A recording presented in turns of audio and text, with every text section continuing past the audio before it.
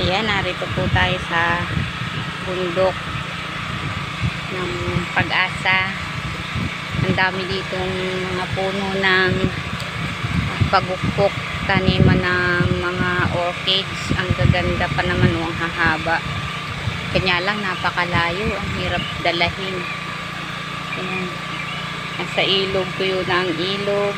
Ang linaw sana ng tubig. Ako nga pala ay nanguha ng mga ugat para sa aking orchids. Sayang yung mga pagukpok, hindi ko madadala.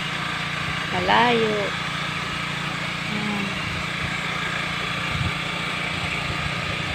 At meron ako nakuha mga yung mga ugat. Ayun. So, kagaya niya ng orchids. Siguradong mataba dyan ang orchids. Ayan.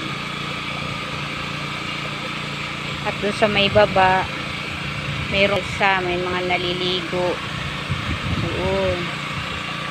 Ayan. Malinaw kasi ang tubig dito. Napakaganda dito sa tayong ito. Tahimik.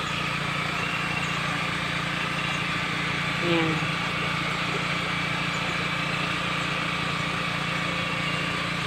Yung mga hindi nakakarating ng bundok, ayan, tumingin na lang kayo para makita nyo kung ano itsura ng tabing ilog at tabi ng bundok.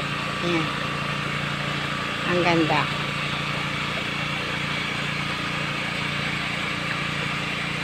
So, kita nyo, ang ganda.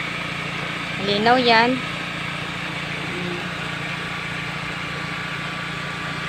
Kaya lang hibas na kasi umpisa na ng init.